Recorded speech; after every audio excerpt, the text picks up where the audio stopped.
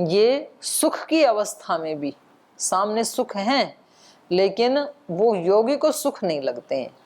सुख अवस्थायाम अपि योगिनम एवं क्लिश्नाति, केवल योगी को ही ये सुख क्लेश देते हैं।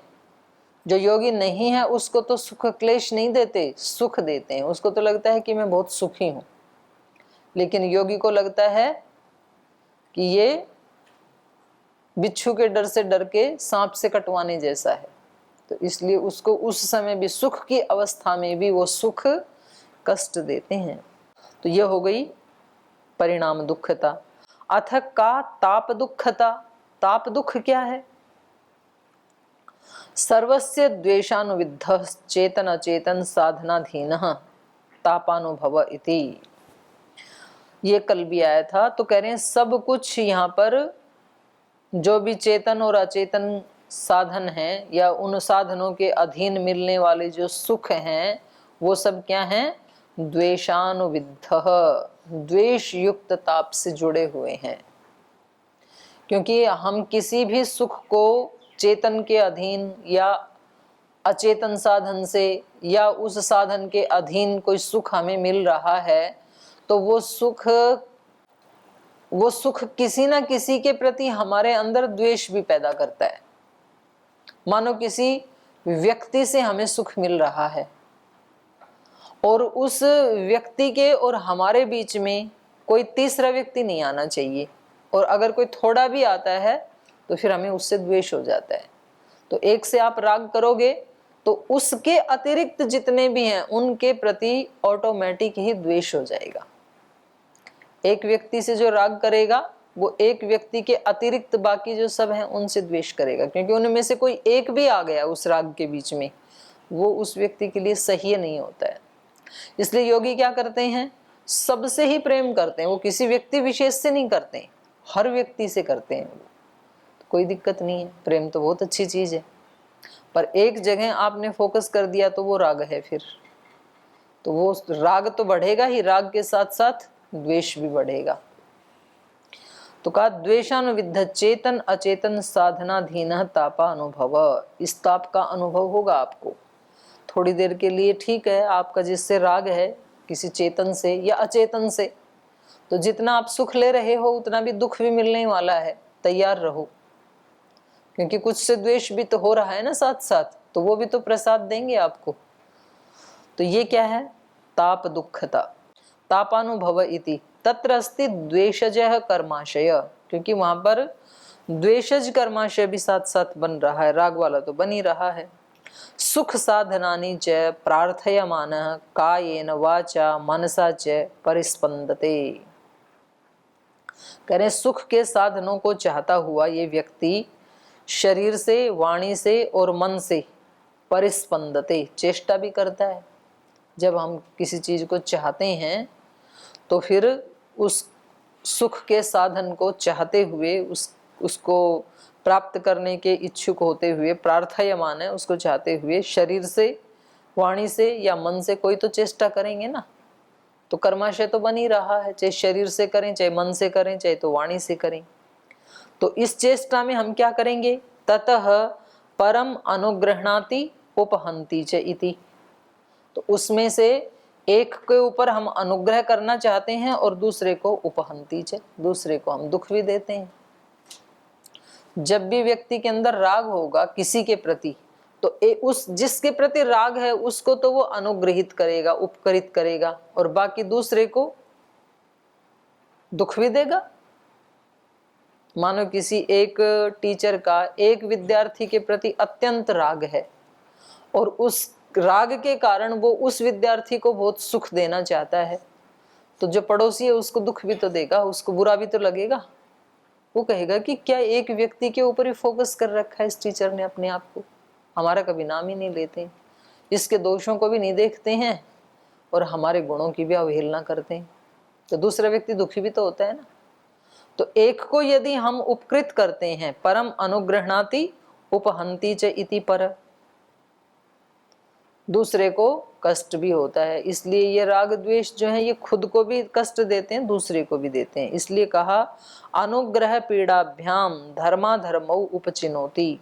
तो इस अनुग्रह और पीड़ा के द्वारा एक के ऊपर अनुग्रह कर रहा है तो समझ लो कि इसका धर्म का कर्माशय, उसको सुख दे रहे हैं ना, तो सुख देना धर्म है, और दूसरे को पीड़ा दे रहा है तो दूसरे को दुख देना अधर्म है। तो साथ साथ ही इसके धर्म और अधर्म का कर्माशय बन रहा है। धर्माधर्मौ उपचिनोति, धर्म अधर्म का ये संचय कर रहा है, चुन रहा है।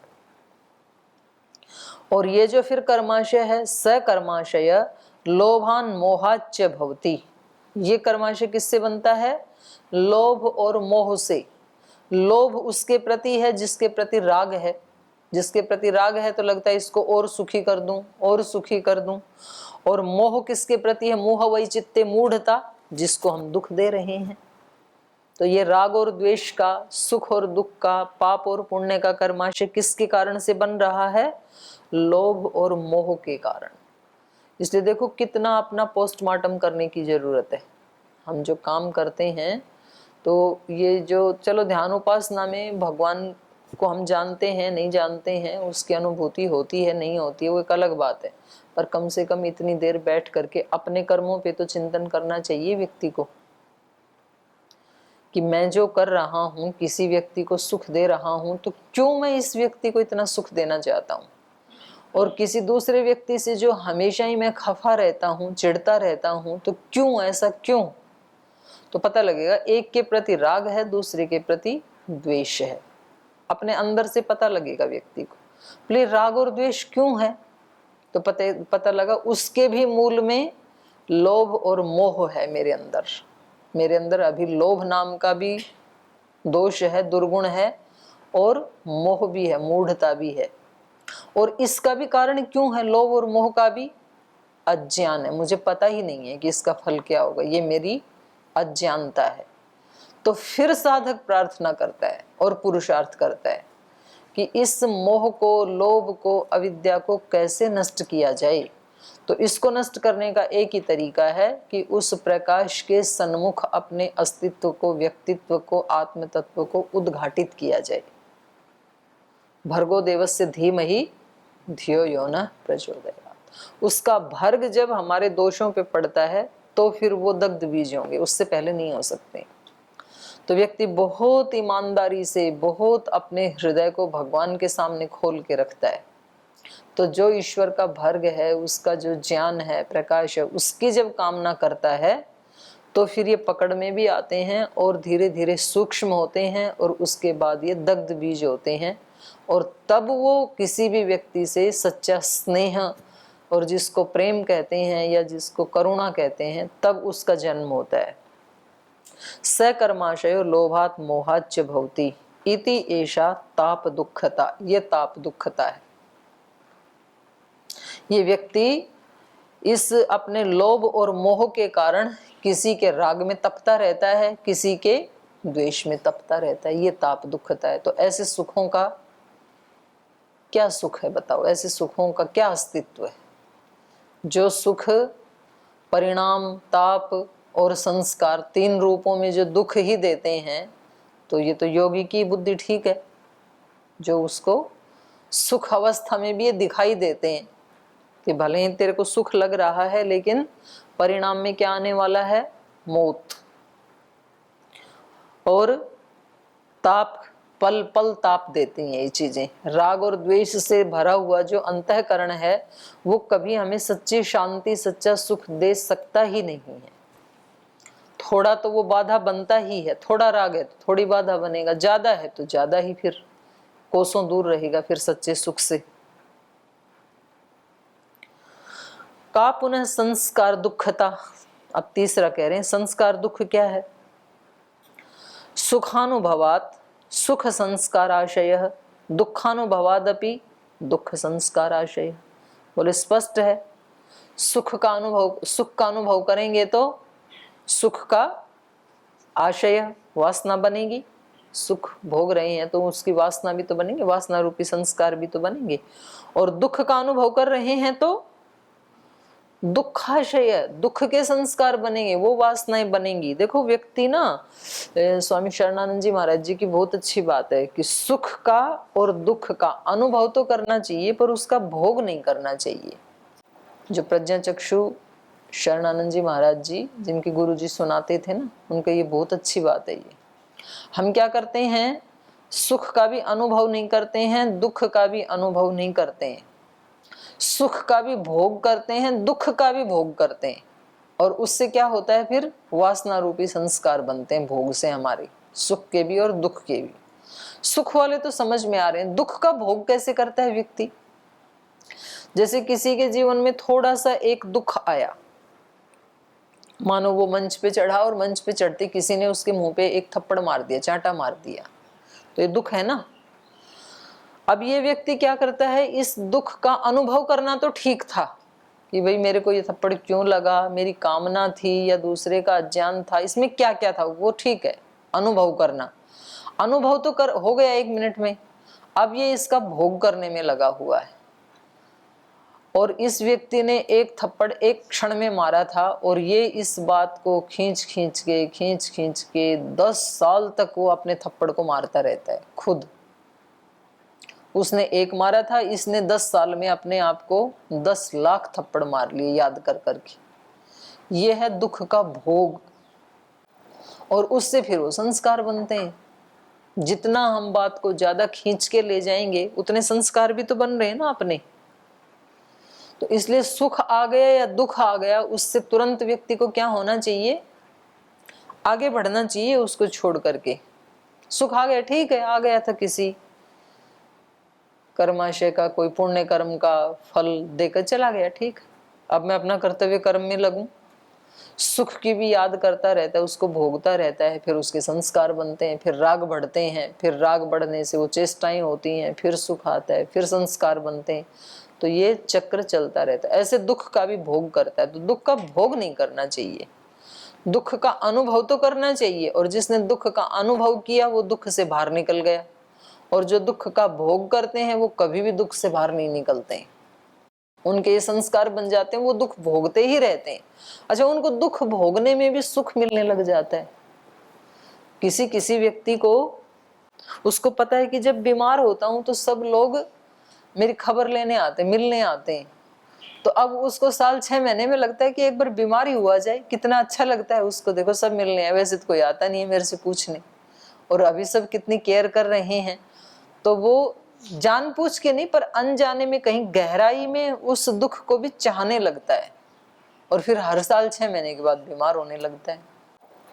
तो दुख का भोग नहीं करना है, दुख का अनुभव करना है। जैसे इनकी आंखें चली गई थी कहीं चेचक आदि में, जो शरणानंद जी थे ना, और बहुत सुंदर आंखें थी उनकी, कमल नयन जिसको कहते हैं, ऐसी आंखें थी बचपन में, और फिर चेचक हुआ और उसमें आंखें चली गई।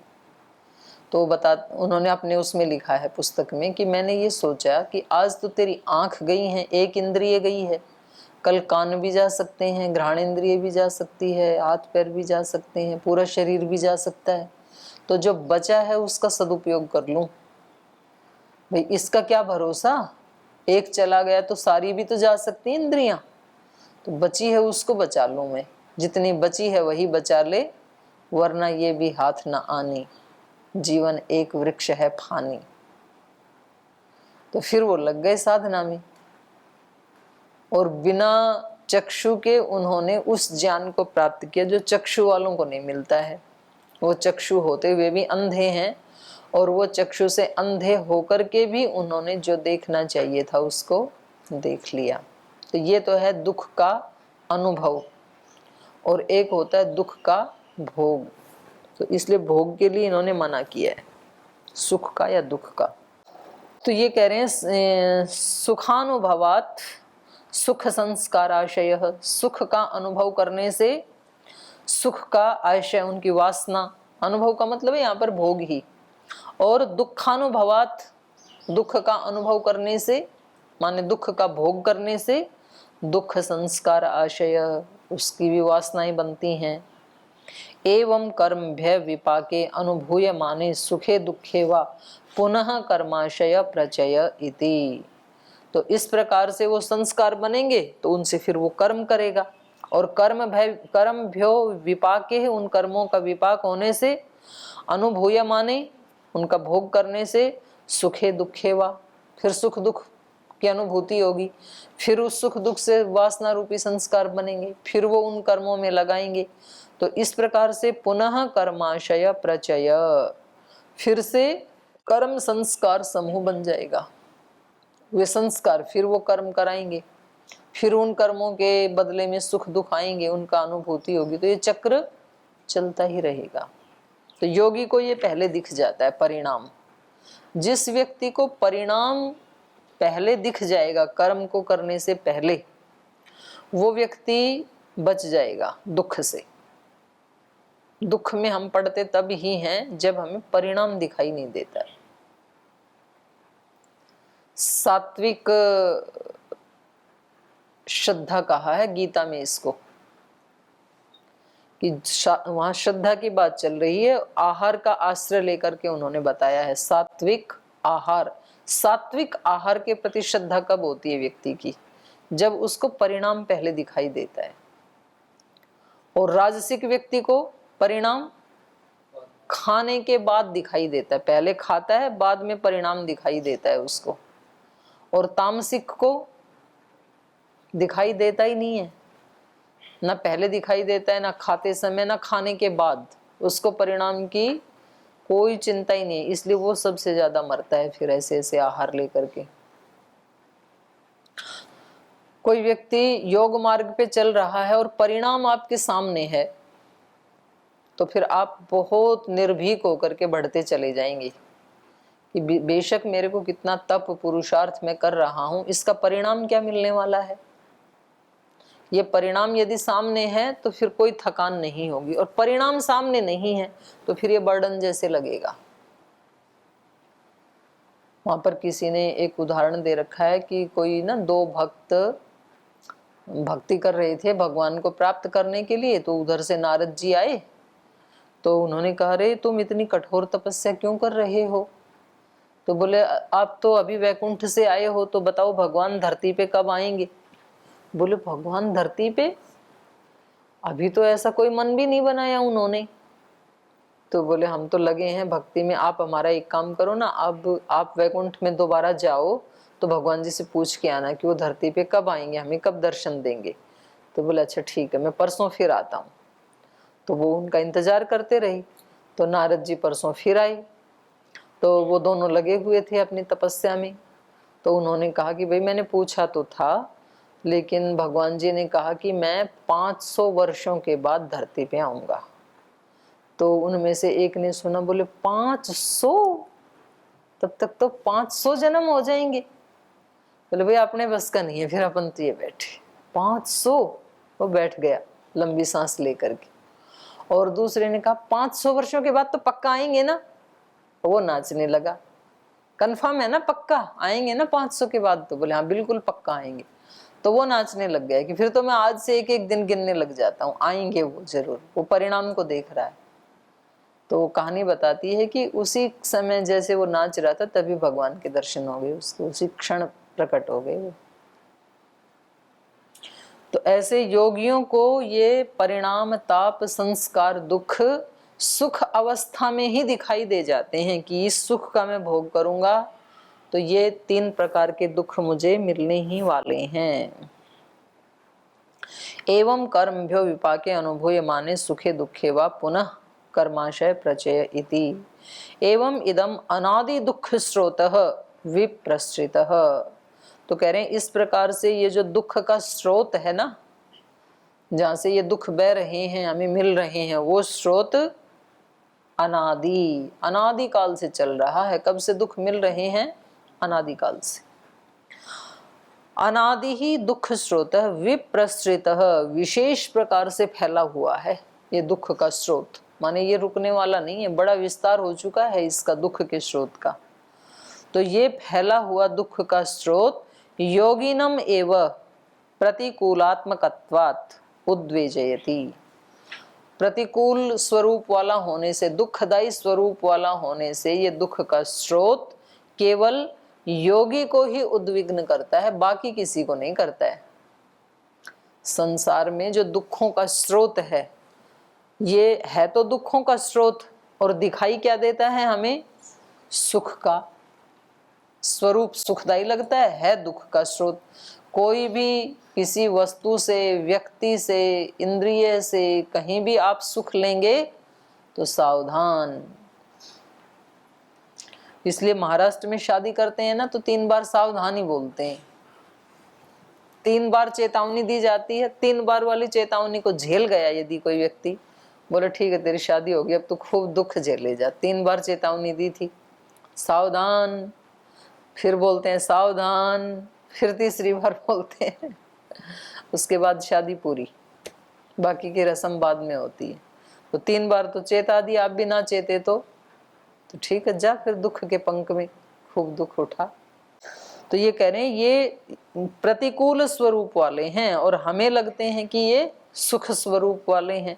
तो प्रतिकूलात्मकत्वात्, दुखदायी होने के कारण, योगिनम एव उद्वेजयति, एव लगा दिया, केवल योगी को ही उद्विग्न करते हैं ये संसार के सुख, सुख काल में भी दुख रूप में, और अनादिकाल से फैला हुआ है ये दुख का स्रोत। बोले क्यों ये योगी को क्यों उद्विग्न करते हैं? कस्मात् अक्षि पात्र कल्पो ही विद्वान इति, क्योंकि जो योगी होता है, विद्वान का मतलब है यहाँ पर योगी, जो योगी होता है वो अक्षि पात्र कल्प है, आंख की तरह से होता है, आंख जैसा होता है योगी। आंख का स्वभाव कैसा है? यथा ऊर्णा तंतु अक्षि पात्रे न्यस्तः स्पर्शेन दुःखयति न च अन्येषु गात्र अवयवेषु।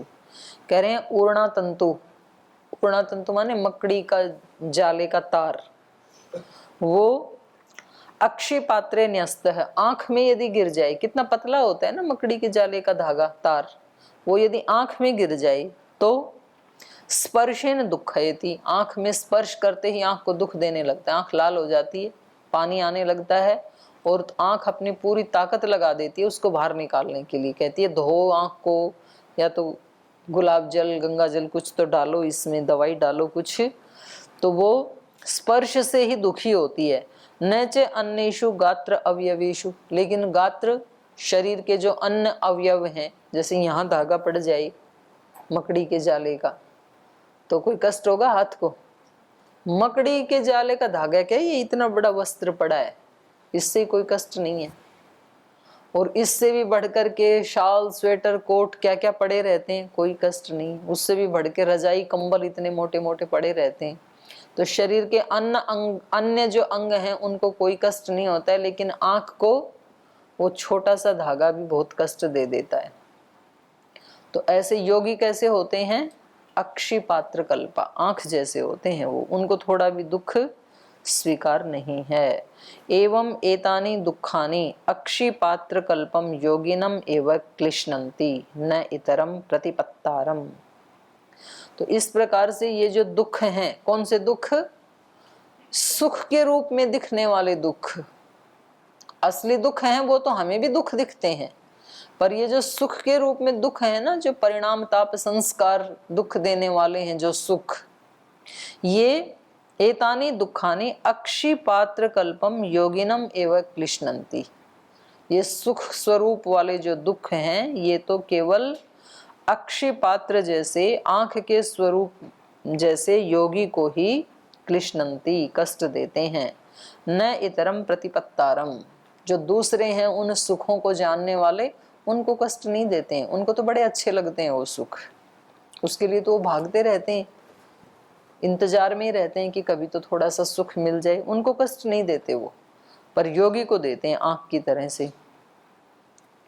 इतरम तु स्वकर्मोपहृतम दुखम उपात्तम उपात्तम त्यजंतम त्यक्तम त्यक्तम उपाददानम अनादि वासना विचित्रया चित्तवृत्त्या समन्ततो अनुविद्धम इव अविद्या हातव्य एव अहंकारम ममकारम अनुपातिनम जातम जातम बाह्यम आध्यात्मिक उभय निमित्ताः त्रिपर्वाणः तापा अनुप्लवन्ते।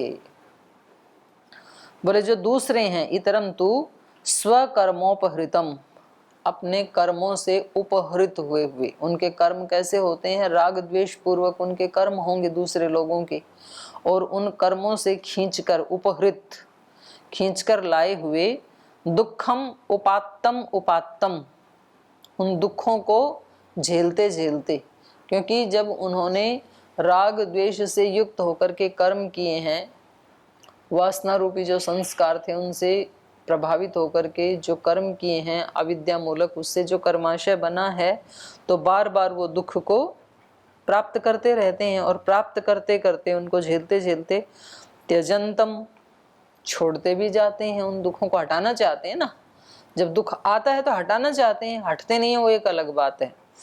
तो क्या करते हैं, त्यक्तम त्यक्तम उपाददानम, छोड़ते छोड़ते उनको स्वीकार करते हैं, उन दुखों को छोड़ते हैं और उनको ही स्वीकार करते हैं रोजाना। तो ये हम सब की कहानी है। मेरे को एक व्यक्ति की बात बहुत अच्छी लगी, उन्होंने कहा कि आपका ना कुछ भी फ्रेश नहीं है, आप लोगों के विचार भी फ्रेश नहीं है, भाव भी फ्रेश नहीं है, यहाँ तक कि आप लोगों के दुख भी फ्रेश नहीं है। वो ही दुख, वो ही गलतियां, बोले कम से कम गलतियां तो फ्रेश कर लो। वो रोज रोज वही गलती करते हैं, 5 साल पहले भी वही गलती करते थे, 2 साल पहले भी वही करते थे, 1 साल पहले भी, कल परसों भी वही की थी, 5-7 दिन पहले भी वही की थी, आज भी वही कर रहे हैं, वो ही बासी गली सड़ी गलतियां। गलतियां तो नई नई हो तो चलेगा चलो, पर एक बार एक गलती का अनुभव हो गया तो दूसरी बार तो नहीं होना चाहिए, समझदार हो तो। पर हम रोजाना क्या करते हैं, रोज वही वही भूल, रोज वही वही गलतियां। तो इसलिए इन्होंने कहा त्यक्तम त्यक्तम उपाददानम, जो चीज हम रोज रोज छोड़ते हैं दुख को, उसको रोज रोज नया स्वीकार करते रहते हैं, उपाददानम लेते भी रहते हैं। तो इस प्रकार से ये अनादि वासना, अनादिकाल की ये जो वासना है, विचित्रया, अनेक प्रकार की अनादिकाल से ये जो चित्र विचित्र भिन्न भिन्न प्रकार की जो वासनाएं हैं, इनके द्वारा चित्तवृत्त्या, चित्तवृत्ति के द्वारा समन्ततो अनुबिद्धम इव, मानो सब ओर से ये मनुष्य बिंधा हुआ है, सब तरफ से इसको पकड़ा हुआ है इन वासनाओं ने। किसके कारण, अविद्या, अविद्या के कारण। तो अविद्या के कारण हातव्य एव, जो प्राप्त करने योग्य है, हातव्य एव अहंकार ममकार अनुपातिनम जातम जातम बाह्य आध्यात्मिक। तो उस समय हो गया, ये गोल घुमा रहा है, तो इसको समझने जैसी पंक्तियां हैं, महत्वपूर्ण हैं। तो इनको फिर कल से दोबारा पढ़ेंगे, आज यहीं विराम लेते हैं।